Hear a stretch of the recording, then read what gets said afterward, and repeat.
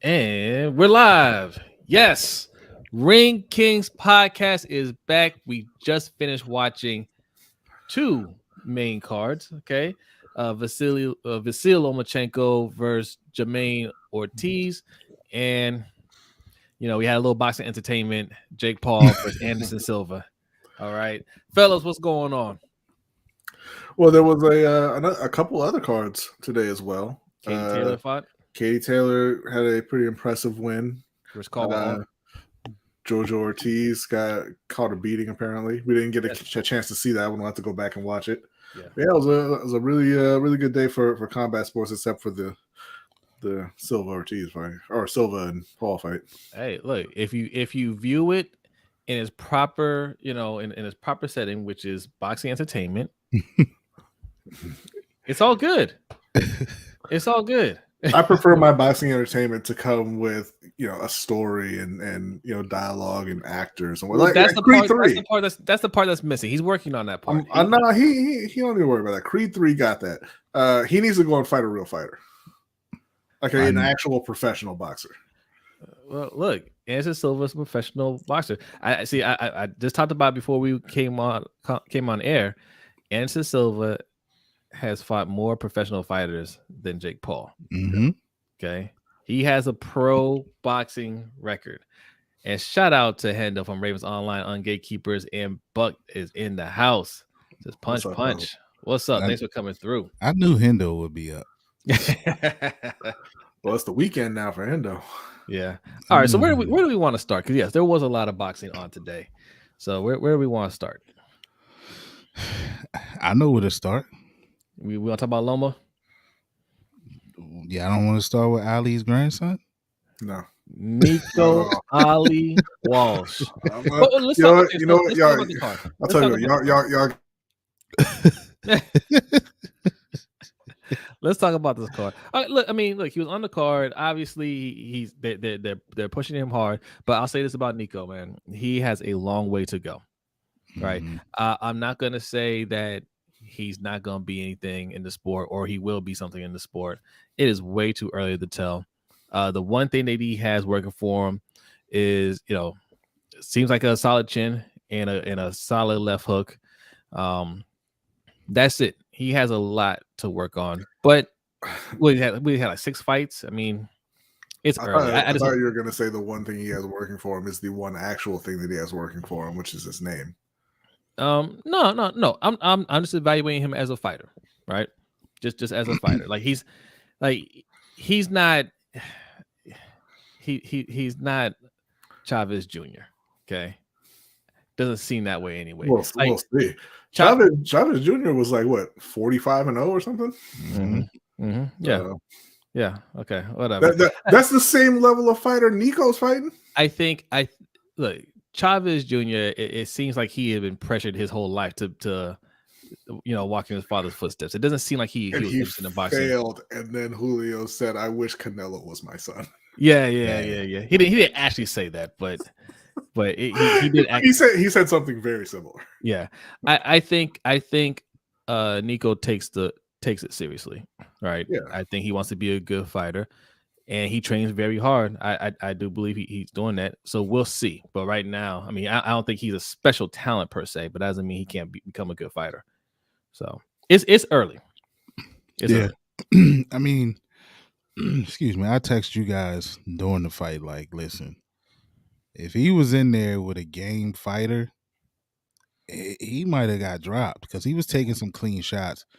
And they even showed a clip later after the fight that Timothy Bradley, our friend Timothy Bradley, was showing him and talking to him. Good friend of the show.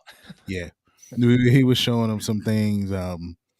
But he does seem to be into the sport, right? So, because, there's some fighters who have famous fathers or grandfathers or whatever who, like you just said, they look like they kind of had no choice but to do this. Like,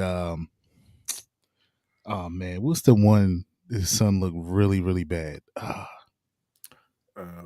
Ricky Hatton. Ricky Hatton. Oh yeah. Yeah.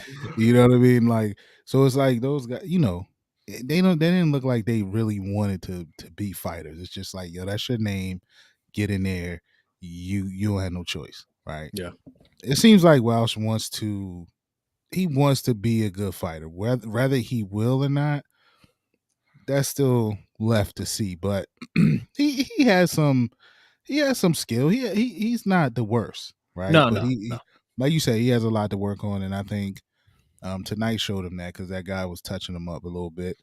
I don't think the guy was close to winning the fight at all, but he got off some good shots on him, and he got to clean that up if he's going to take a step up in opponent. Yeah, yeah.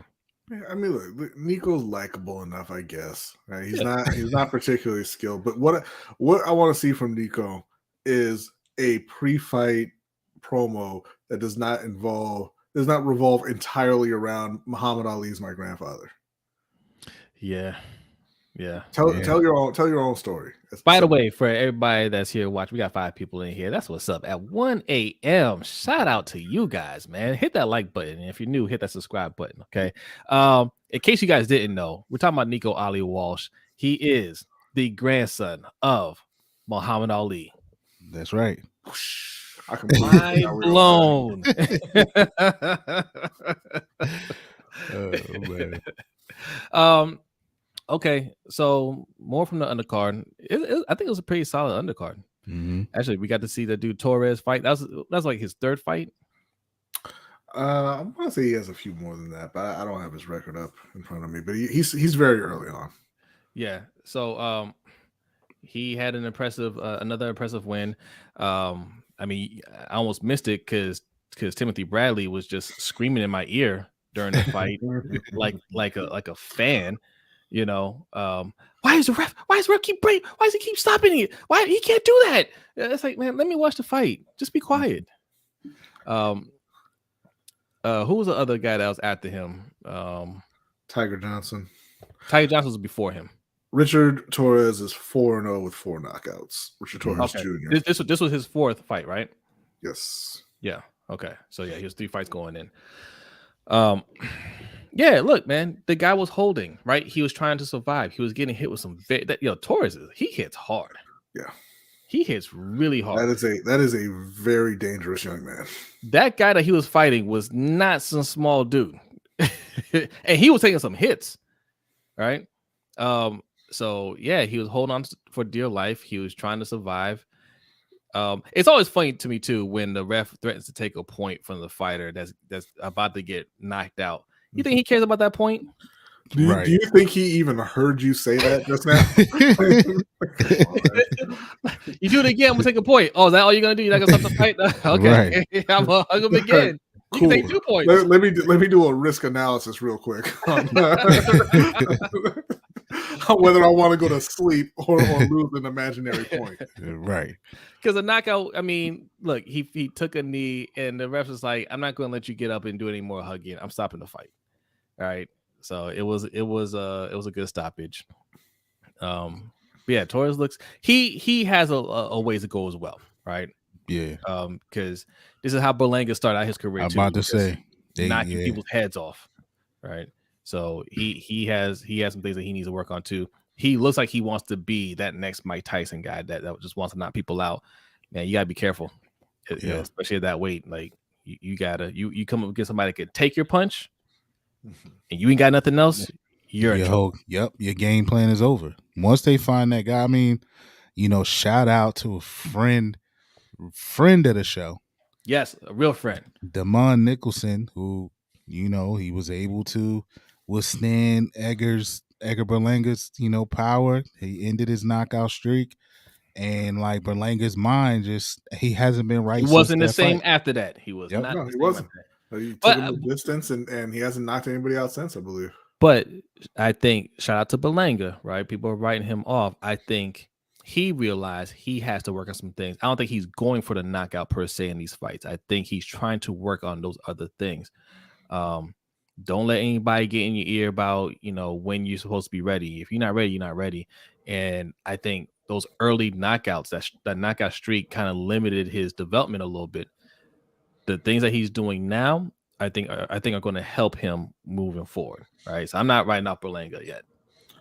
No, Berlanga will be just fine. He didn't get, you know, he had 16 fights in 16 rounds or less than 16 rounds, honestly. So yeah. He just didn't, he didn't have the amount of experience that you would expect from a fighter with 16 fights.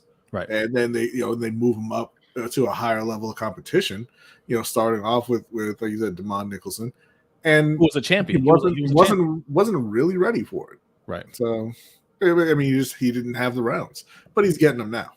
Yes. Yeah. So, all right, who else is on this card? B. Duke Reagan.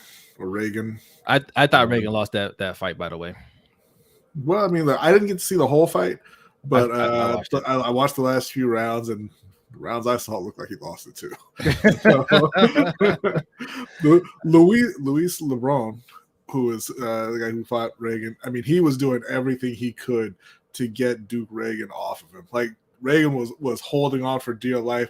I saw him do a full on spin move in the corner. I saw him go boneless in the corner. He could have had a drop down to the mat to try and get out of Reagan's grasp so he could keep hitting him. Like, it was so bad. Like, one of them, I was like, this should be a knockdown, right? Like, he stumbled and grabbed him by the waist and then like dropped to a knee. I was like, no, that's really a knockdown. Well, he dropped to the knee after the ref had kind of stopped it because he spit out his mouthpiece a couple times because he was hurt. So, right.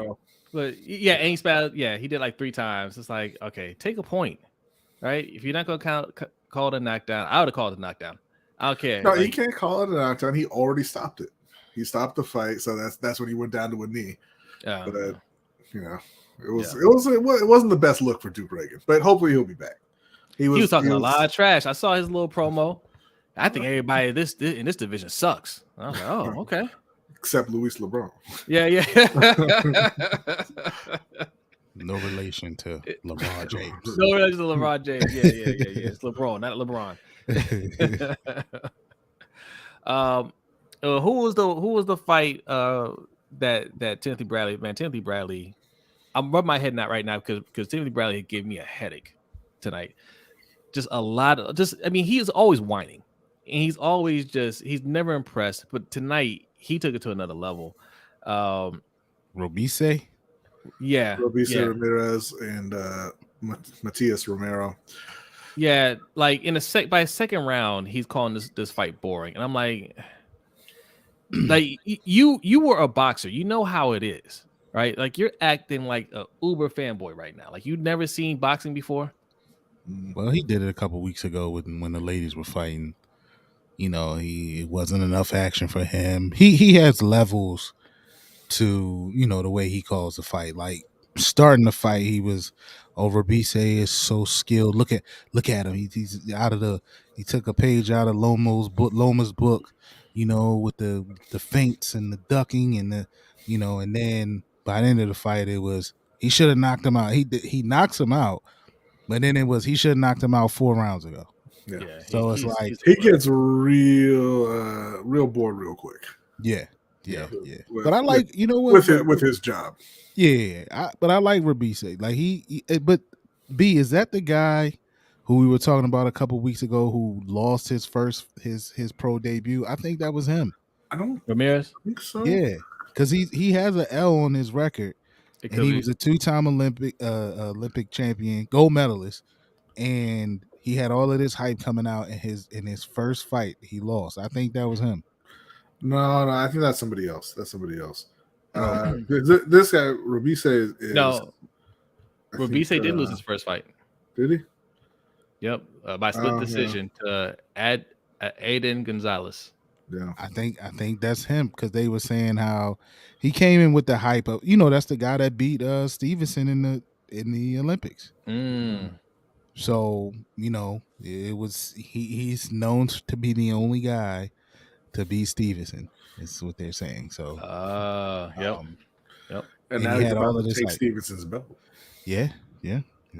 So no, not Stevenson's belt, but it's always funny because there's guys like Robise Ramirez, guys like like Jorge Linares, these guys who are good fighters, really good fighters, but you think about them later on and you're like, man, when were they champion? Like, I must have missed that because they're not the top guys, right? And it always happens like this, where Shakur Stevenson vacates his belt. So Emmanuel Navarrete is going to vacate his belt and move up and fight for Stevenson's belt. And now Ramirez gets to fight for Navarrete's old belt. Right. So it's odd. It is. It is. Boxing politics. All right. So main card, Vasyl Lomachenko versus Jamaine Ortiz. And I gotta tell you, I don't want to call it a robbery because, look, Lomachenko, you want to say he won the fight, it's fine. The scorecards were way off. Yeah. The scorecards were way off. That was a much closer fight than they would have you believe. But I already knew. This is the problem I have with ESPN in general, right? Like you got DAZN, you got PBC, you got ESPN, with Top Rank. They're all kind of promoting their own fighters, right? And I get how the promotion is going to be, the broadcast is going to be slanted towards their fighters somewhat. They're going to be a little bit partial towards their fighters. I get that. But ESPN is so over the top with it. You had Timothy Bradley from the start of the fight talking about, Ortiz, he's going to wear down. He's going to wear down. Like Ortiz, I had Ortiz win like the first 4 rounds. All right.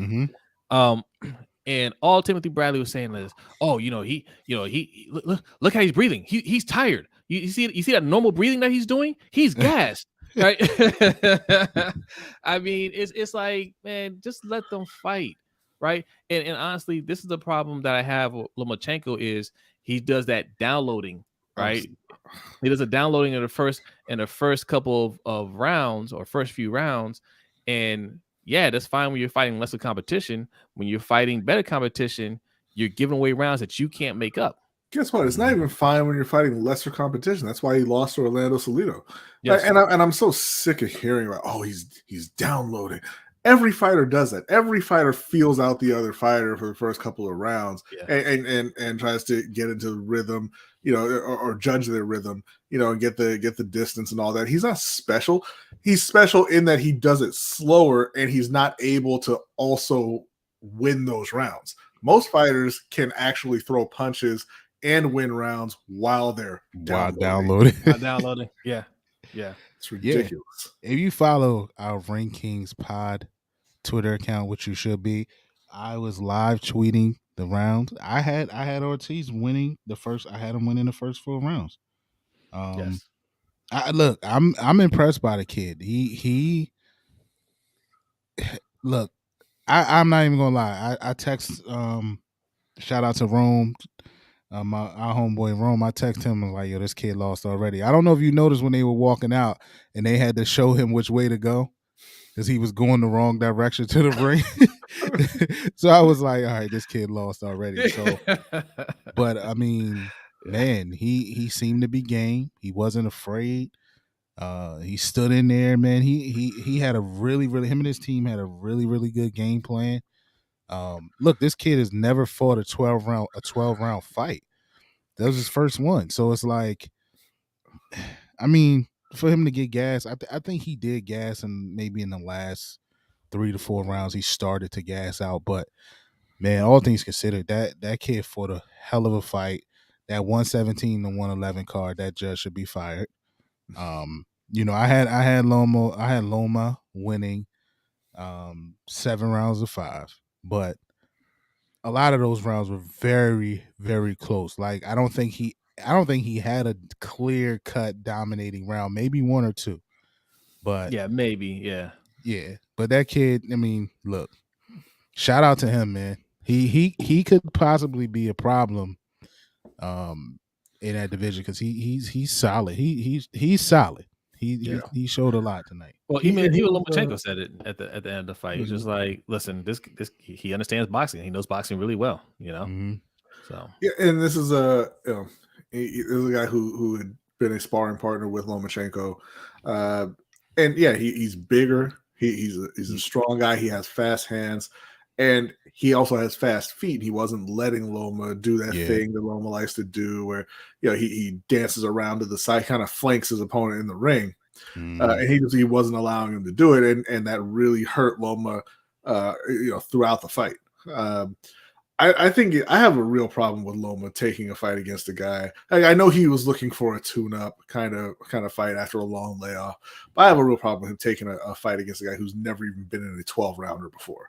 Like it's way too low a level of competition, in theory, for a guy like Lomachenko. In theory, but look, it ended up being a pretty decent fight.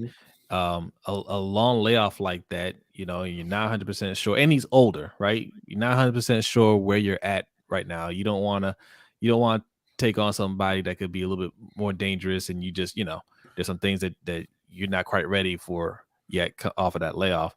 I get it, and this is somebody that you're familiar with. Like, he's a sparring partner, so you understand, like, hey, this guy's a solid. We all saw that he's a solid fighter.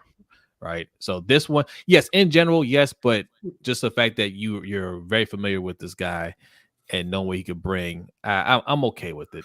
Well, he got a lot more than he wanted out of Ortiz tonight. Like he was looking for an easy fight, and that's why. And if that's what you were looking for, you could have done that with another fighter.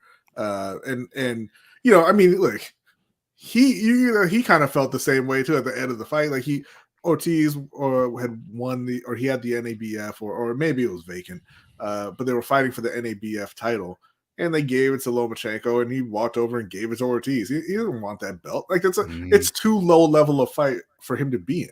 Yeah. But it is what it is, I guess.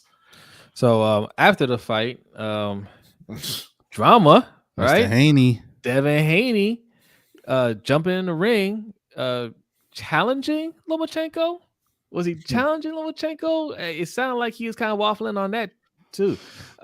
Listen, it was just a couple months ago, he could not keep Tank's name out of his mouth. He could not stop talking about Tank Davis. Even while he had a fight to promote, it was no Tank. Now all of a sudden, I'm sliding into the ring, right? And saying, hey, Lomachenko, now you need to fight me. And look, I don't know. I always thought when you're the champion, you don't go out. You don't have to go out there and call out anybody. Like when you're the undisputed champion, you don't need to jump in the ring to call out anybody. You just sit there and enjoy the fight and let them call you out. But I don't know. Like he's I guess he's hungry for Lomachenko now, and I guess he's moved on from Tank. That fight is signed already. Yeah, it's signed already. Loma is I mean, some of the things he said going into this fight about the possible fight with Haney, like, Haney is the A side, he's the champ, like all of the, look, I'll go to Oakland to fight him, I'll give a rematch clause. That sounds like everything is already signed and sealed. Mm-hmm. Haney is playing the role that, hey, I'm the man. He wants to feel like he's the man. He wants these people to come to him. So he makes comments like he did tonight, like, we'll see if we want to fight. That fight is signed. Bob Arum made that clear that this is what he wants. It's signed already. Yeah, that whole thing with Devin Haney and his dad is just like I'm very, very much over it. Like, he's not hungry for Loma, he's hungry for attention. Like he went over to Australia and he took them belts off of Kambosos, and he thought he was supposed to be the man because of it, and he's not. These other guys are still more popular than him. They're still bigger names than him. People are still looking, more to a Tank and Garcia fight. People are still more interested in seeing Loma fight, and I think it eats at him. I think he hates it because there's no reason for an undisputed champion to jump in the ring after Lomachenko just won the NABF belt and try and confront him. It's nonsense. It's nonsense, and especially after you spent all those months leading up to the Kambosos fight talking about Tank. Yeah. Right. Now, okay. I mean, this is something that you and all of us here understood from the jump, right? After he beat Kambosos the first time, we already knew, one, there's going to be a rematch. Two, after that rematch, he was going to fight Lomachenko. We already knew this was going to be the natural order of things. Mm-hmm. So that's why we didn't like him calling out Tank. It's like, you're calling out Tank, but you know full well you have no intention of fighting him, right? So just don't even bother with that. Let Tank continue to build up his rep. Let him take a big fight with Ryan Garcia. You build up your rep. Look, if he beats Lomachenko, that's going to move him up, right? And I think he'll beat Lomachenko. We already discussed it. I think he'll beat Lomachenko. If he does that, his stature is even higher now, and then you and Tank can get together and work out a fight. I mean, they're both still super young. Like, yeah, Tank is a little bit older, right? But he's still in his 20s. He's like 27, right? Maybe 28 when they get the fight done. Haney's is like what, 25? Not even, right? 23. Not even that. Yeah. So I 23, mean, 24. so yeah, there are guys for you to fight right now. Lomachenko's right there. Go ahead and that's the easy fight that you can set up. The Tank fight is going to be harder because of your promoters, right? But you have a fight that can help build your rep right now because they hype up Lomachenko to no end. And if you go out there and you take that from them, like Teofimo did, yeah, that'll put you on the map. Yeah, if we get this Lomachenko Haney on, I got him watching him. He can't fight like that against somebody like Haney. He just can't do that. But yeah, I mean, I don't even think, to your point, Zay, I don't even think Tank is after this Lomo fight. I think it's set to be Haney, Lomachenko, and then the winner faces Stevenson. And then already, huh? Maybe somewhere down the line it'll be, Tank involved. But I think, and we spoke about this on previous episodes, and I think you brought this point up, B, how Bob Arum is going to do whatever he can do to keep those belts circulating within that stable as long as he can. And that's a way to do it. I mean, props to him in the stable that he has, because he does have the talent. So those belts are going to circulate within within top rank for a long time, I believe, before he even considers a real outside opponent like somebody of Tank's stature. Yeah. All right. Well, we're going to go over to the next card. Emotional damage. Thanks for joining the live stream, says Jake. Knocked Silva down. He's ready to talk about it. All right. All right. Listen. I have long called Jake Paul fights. And look, I think we all like what Jake Paul is kind of doing with the business, right? We love what he's doing on the women's side of it. Giving Amanda Serrano and Katie Taylor a huge payday, right? Was that the biggest fight in women's boxing? Yeah. Yeah. So shout out to him for that. I like that he's trying to get MMA fighters paid. I think him as a promoter is doing some good things out there. But what he's doing in the ring, I call it boxing entertainment. I do not think these are real fights. I think these are, sparring sessions where the other fighter understands I'm not going to really beat you. I'll even take I want to say take a dive, but I might park my butt on the floor if you hit me, at this time of the fight. Because even that knockdown from Anderson Silva, look, Anderson Silva showed that he could touch him up at any time during the fight, but he didn't really put any power in those punches. He wasn't really trying to knock him out.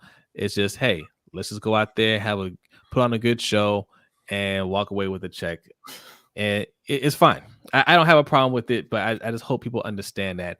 And, this doesn't do anything to legitimize Jake Paul as a real boxer.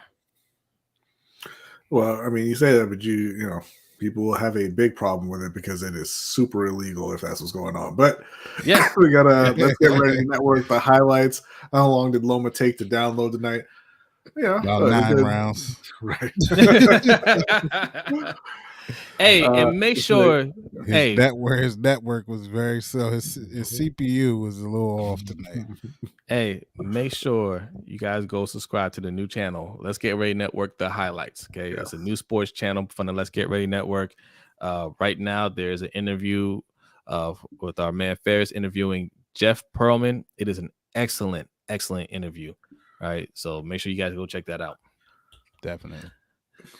Oh, look who just showed up. Zeke Hokage is here. Man, it is 1:30 a.m. What are y'all doing up still? Man, y'all, yeah. Look, appreciate y'all coming and hanging out with us, man. That's like one of the best YouTube names ever.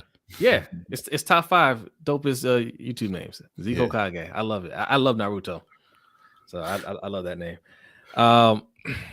Yeah, like you're saying, Anderson Silva, and this is something we've seen in some of his other fights as well.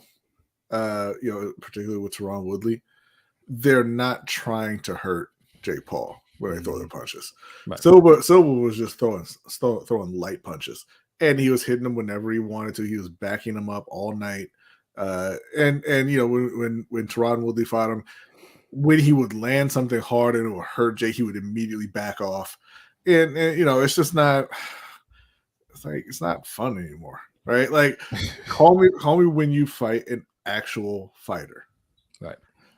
I was telling B, before we went live, that I kind of almost fell for it. Right before the knockdown, I fell for it. I was falling for it. Like, man, like they really fighting, man. Like, they going at it, and then the knockdown happened, and it just felt so fake. And I'm just like, ugh. But listen, we've gone up and down on Jake Paul a little bit on this show. We started off kind of dissing, what they're doing, but then we've kind of grown to respect, like Jose said, what he's doing in the game. I think he is trying to change the game of boxing outside of the ring, which is needed, right? Because he's trying to get in between some of these promoters, and he's all about getting these guys paid. I mean, and then even shout out to, the young guy that he had fighting on his undercard right before them, that had the first round knockout. Like that, that kid looks to be solid. So outside of the ring, man, I do enjoy what he's doing. Again, I want to believe that these are real fights. But it's just hard. It's just hard to, until we actually, end of the day, we got to see him in there with a real boxer, right? I mean, Anderson Silva is like, he's 47 years old. 47 years old. Right? So it's like, I don't know, man. We got to get him in there with a real fighter, a real boxer. But he is selling out arenas, right? And whether it's in the boxing entertainment or not, it's working. Whatever he's doing is making a lot of money. So Ashton Silva is the guy, right? Yeah, Ashton Silva. Yeah. And shout out to Uriah Hall. He beat Le'Veon Bell by unanimous decision. I forgot Le'Veon Bell was going to be on that. I forgot. I didn't even see that fight. I forgot that fight was on tonight. 40-36, 40-36, 40-36 across the board. What? Yeah. Wow. Oh, you mean real fighter beat a fake fighter? That's crazy. But this is so, like, the undercard tells a story of my appreciation for Jake Paul, right? You got Uriah Hall, a UFC fighter who probably hasn't made a whole lot of money, for being honest, in UFC. All right. You got a true up and coming boxer. This is probably his fighter right here, Ashton Silva, right? Is that? Yeah. So this is somebody. Yeah, the kid from LA. Yep. Yeah. So like he does some boxing entertainment, but he puts like some real fighters in there to showcase them. And I'm sure he's gonna manage his career well. Right. So these are the things that I like to see out of this. And of course, Anderson Silva just doing it for the fun, right? And Anderson Silva has made money as an MMA fighter. But Anderson Silva was just a star, right? Like he's gotten a lot of endorsements and everything like that. And he's still very active. He does game shows and all that stuff. So he's doing it for just for the fun of it. But you can tell a lot more money tonight. Yes. Yeah. It's another huge check for him. And and I said this before, like this was a makeup fight, because who Jake Paul is supposed to be fighting was Hakeem Rodman Jr. And I believe what really happened with that is he looked into Hakeem Rodman's eyes, and Hakeem Rodman had my eyes wide open, like, yo, we fighting for real, right? And he was just like, oh, he don't get it. Right. I fully believe, like, Hakeem Rodman is a real boxer. He ain't trying to take no dive. He don't want to make it look like it's a draw. He wanted to go out there and knock Jake Paul's head off so he can get. He said it. He said he wanted to make a name for himself, and Jake Paul was just like, oh no, we can't get this fight going. Yeah, like you said, he doesn't get it. Shame. Yeah. Shame that. Shame that. Put out the tweet. Yeah. But no, man, Uriah Hall was he beat Le'Veon Bell. And to your point as well, Zay, like what he's doing outside of the ring, the story of Uriah Hall. I don't know if you've seen it.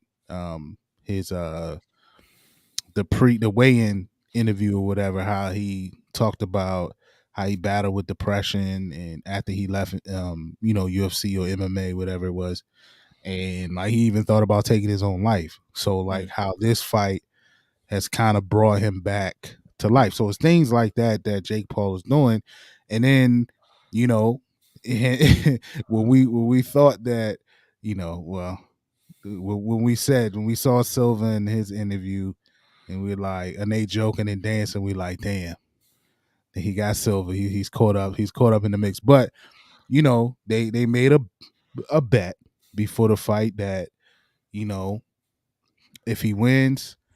Paul wins, Silva will join him in creating some type of like union, right, for UFC fighters, and because they're underpaid, and that he would be the president of that, and he would help him get these guys more money. So that side of Jake Paul is super, super dope. Now, if we got to take some WWE style boxing matches to get the bigger picture out, I'll take that, right? Yes. Because we know, right? Everybody on this screen knows what's going on. Now it's the people out there that has to realize what this is before, you got to know what this is. Listen. If they would have done that fight with Hakeem Rodman Jr., they all would have found out what this really is. Because listen, I will help you form a union and serve as president of that union for the foreseeable future. Certainly sounds something you would put on as a bet for a fight. That's legit. Right. I mean, come on, man. I want to make one more note about Uriah Hall. Like, for those of you who don't know who Uriah Hall is, right? UFC fighter. I'm not sure if he still fights in UFC. I think he had a fight not too long ago.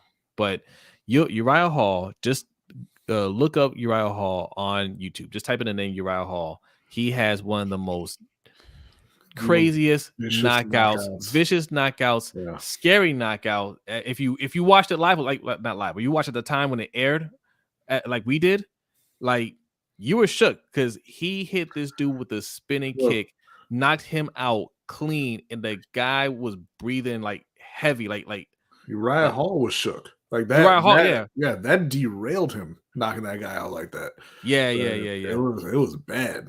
He got scared. Like he wasn't celebrating. Like everybody got quiet. He was just praying. Like he hoped this dude woke up, because that guy wasn't, like, the way he was breathing, it looked like they were gonna have to rush him to the hospital. But they finally woke him up. But man, what a kick, right? That's something that you don't normally see, and he timed it perfectly. But yeah, you type in Uriah Hall, that will pop right up. But that's the guy that was fighting Le'Veon Bell. So, all right, look, that's quick and painless, man. Let's talk about what's coming up here. I say, when you say it was quick and painless, I thought that was the end. Well, we you said that was quick and painless. Let's lengthen it. We gotta let them know what's on the horizon. Okay, there's more boxing coming up. Look, we were hit with some devastating news, just about fights being canceled, fights not happening, more fights not happening. Right, like 2022, the end of 2022 for boxing got hit pretty hard. All right, so We still got a couple fights that'll be solid that we're gonna be looking forward to, but no Crawford Spence, no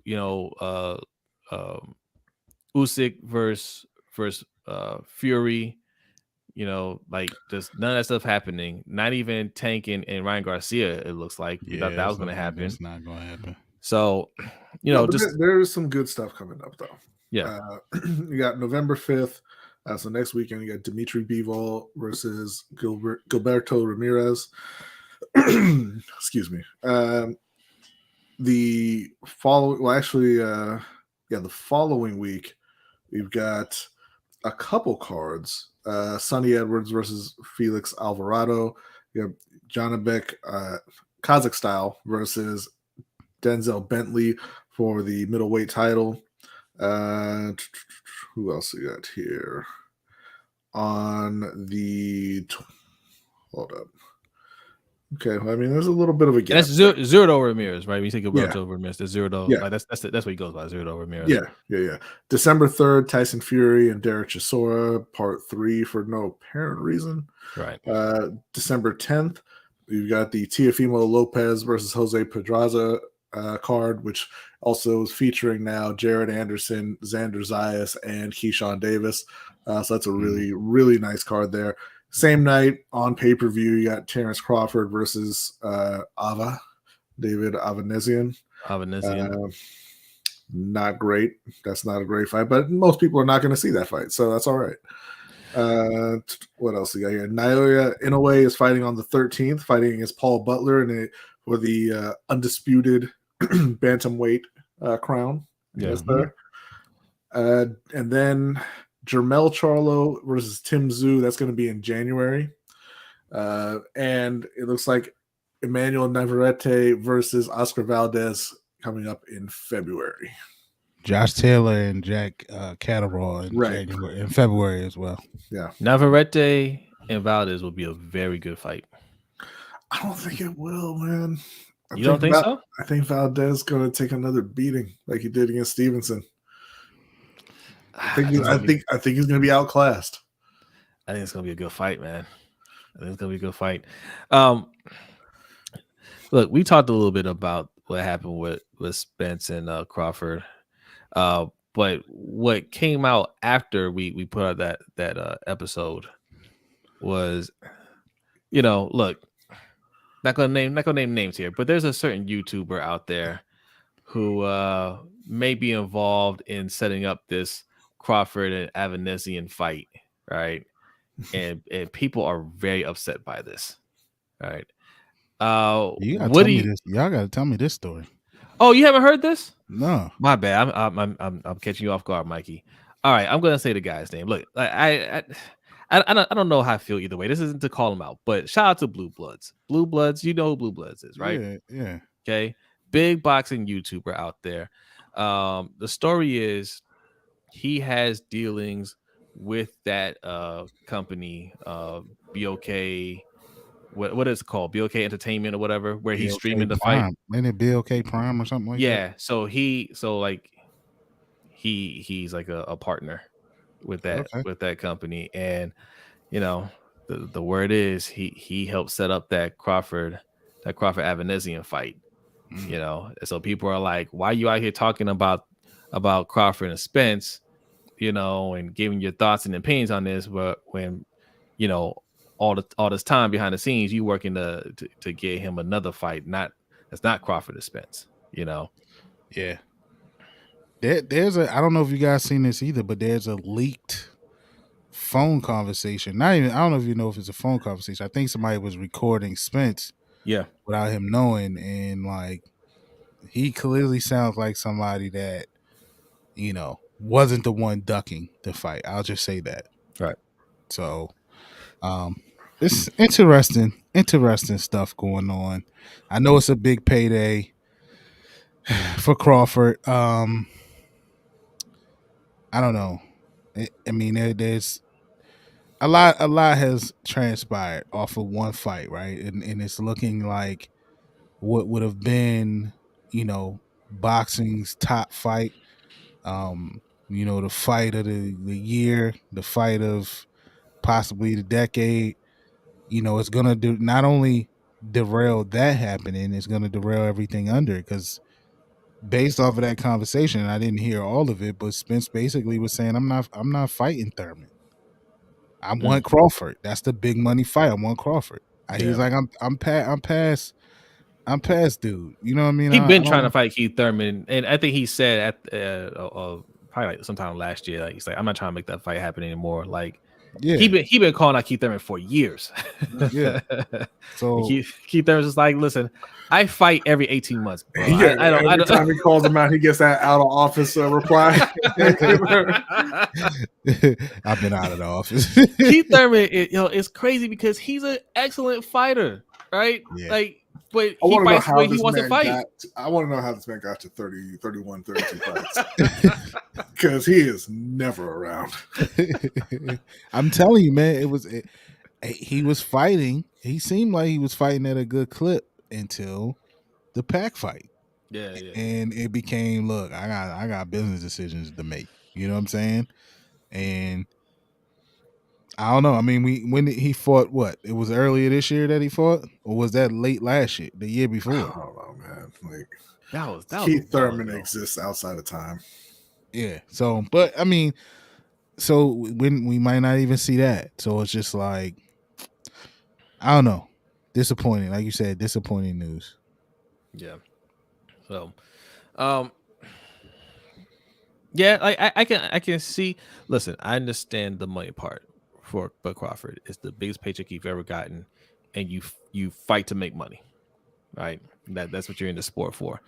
And they're telling you, I'm sure that they were telling him, look, it's your biggest payday, right? You can do the fight and then still go and fight Spence afterwards. I'm sure that's what they're telling him. But listen, man, like that may not necessarily happen. Errol Spence, right, they're talking about him fighting Stenosis or Boots Ennis, right? If he fights Boots and beats Boots, right, nobody's going to be making that comparison between him and Bud anymore, right?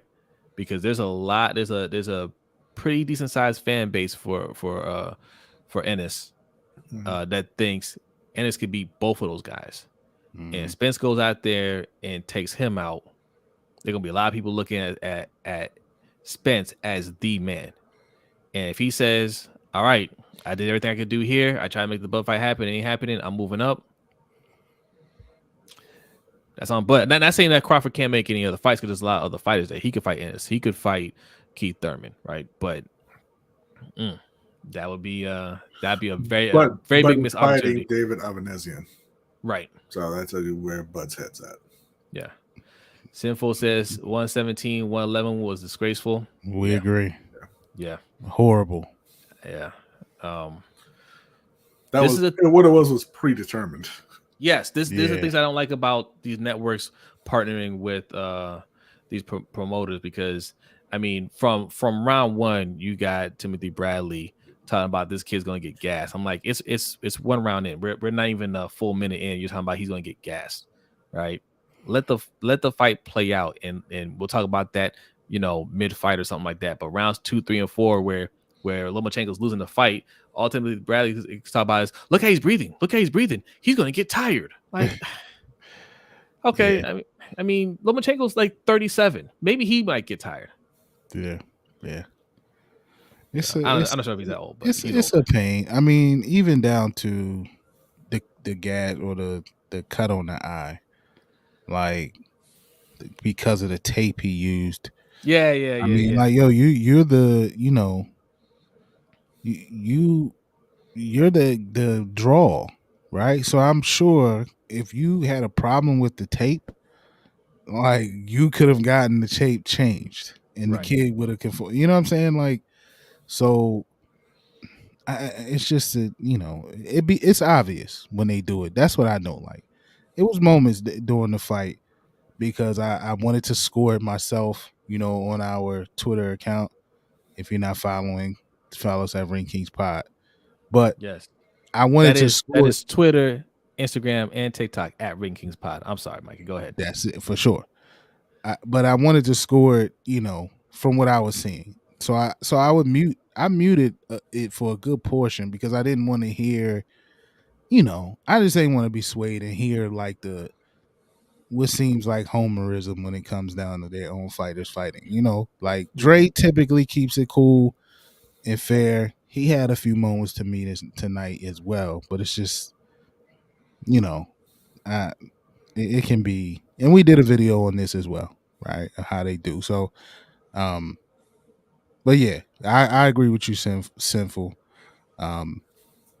I mean, I had Loma winning 7-5, but I think Ortiz. A lot of those rounds were very, very close, especially in the middle of the fight. Right, Yeah, that same here. could have gone Ortiz's way.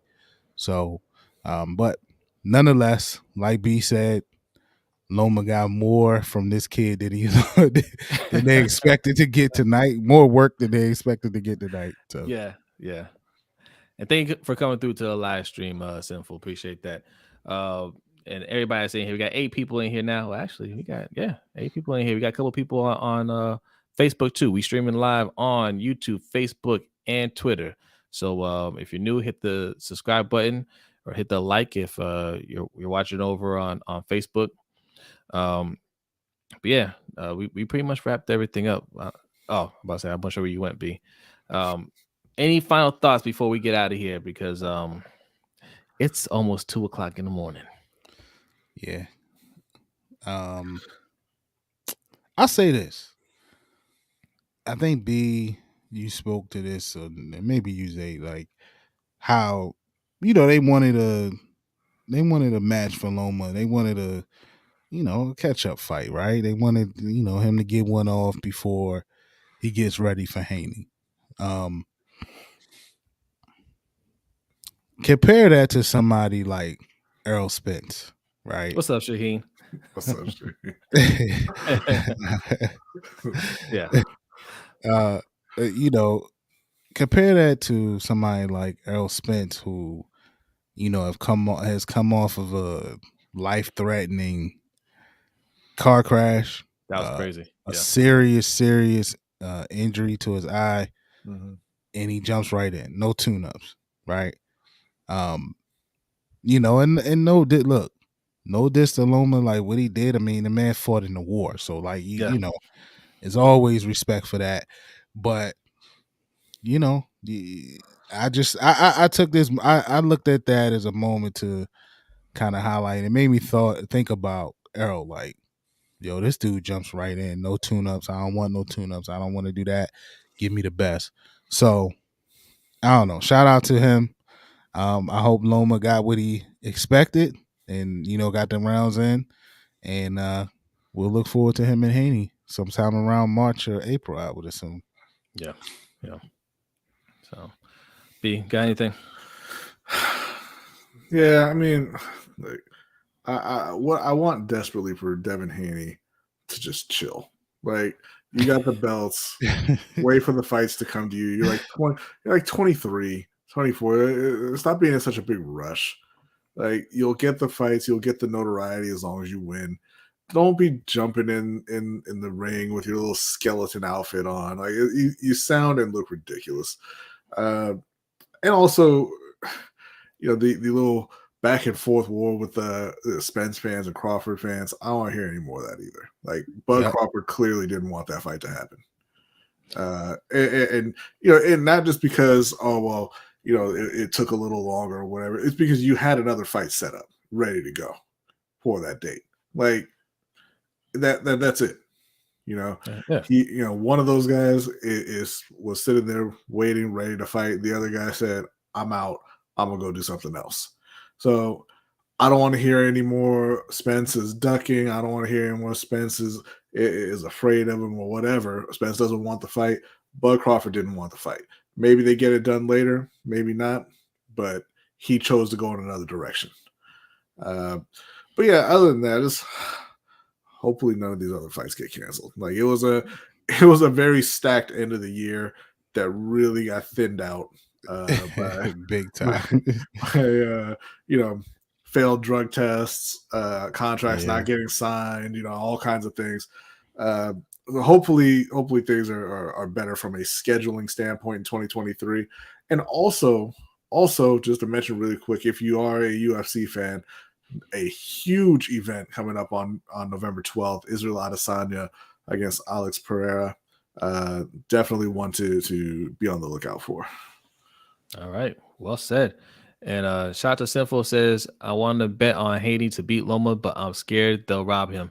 Hey man, look, I think yes, Mikey said it. It has to be it has to be a similar performance of what he did to Kambosos in order for Haney to come out with that. If it looks anything like tonight, he coming off those belts. Yeah. He got to drop 50 point game in the Garden, Michael Jordan style. And I said the same thing when he fought Kambosos, and he did it. He did twice. He had a 50-point night. You know, he's going to have to do the same thing with Loma. You're exactly right. They a close fight. They'll take it from him. He can't do that against Loma though. Nah. You know, I the way Loma looked tonight, I would say Devin Haney would beat him. But you know, how much of that is ring rust? How much of that is just, you know, kind of trying to get back into the rhythm? I don't know. We'll see. But Loma at his best versus Haney at his best, I still think Loma wins. But regardless, it's not going to be George Kambosos. So it won't be that. I don't think it'll be that. Haney will be the bigger fighter, right? We say he'd be the bigger fighter. So I don't know. I think Loma has shown that he has issue with bigger fighters, athletic fighters, right? This kid was pretty athletic too tonight. So I think all of that will be on Haney's side. I don't think he'd wash him like Kambosos. No. I think he beats him. The question is, will it be convincing enough to the judges? Even though it appears that they will fight in Oakland on Haney's home turf. So we'll see how that goes, and if that plays in favor. But I just think Uncle Bob knows who he wants to be the undisputed champ. Yeah. Well, when you go punch for punch with Loma, he gets credit for 2. So yeah. Sinful wants to know, do y'all think Tank would stop Loma? Yeah. Yes. Yeah. Yes, I do. I mean, cold. You see this hat, Sinful? We're Baltimore guys. But I think he knocks him. I think he knocks him out. He would put him to sleep. He tweeted that. He tweeted that too. Tank tweeted that during the fight. That I would stop. That I would knock him out. Because like, I mean, Teofimo would have knocked out Lomachenko if he didn't show him so much respect early on in that fight. You know, he almost knocked him out towards the end, right? Mm-hmm. And Tank is faster and stronger than Teofimo. And he does not respect people like that in the ring. Right? Yeah, you know, the thing about Loma, I mean, look, obviously Loma's an excellent boxer, right? Mm-hmm. But he's never been that power puncher, right? It's always an accumulation of punches. He hits you hard enough, right? Mm-hmm. But for somebody like Tank, he'll eat that all day, right? That's not a problem for him. He'll take that shot, but he's going to get to you. Mm-hmm. You know, that's the thing. He's going to get to you, and he's improved on his boxing a lot more over these last couple of years. Yeah. So he's been a much more complete fighter, and he's got that knockout power. Yeah, I don't think Loma can hang with that. It makes him dangerous. Yeah, I don't think Loma can beat that 300 that triangle. I don't think he can beat Haney. I think he has a better chance of beating Haney, right? But I don't think he beats Haney. I don't think he beats Tank, and I don't think he beats Stevenson. Yeah, I don't think so either. And Teofimo already beat him. Yeah, that's the thing I've been saying. Like he's on the bottom rung of all those fighters. Yeah, I don't think he beats Ryan Garcia either. Ooh. For being honest. Our good friend Ryan Garcia. They all like to laugh. They all like to make fun. But he's a very talented fighter. Wow. Unfortunately, by the time that fight happens, Loma would be like 41. Right. I don't think that fight's happening anytime soon. That is interesting. Nobody's talking about that. Nobody's talking about Ryan Garcia or Loma. Ryan was tweeting too. He was saying that he thinks Loma is just a little too small for 135, and I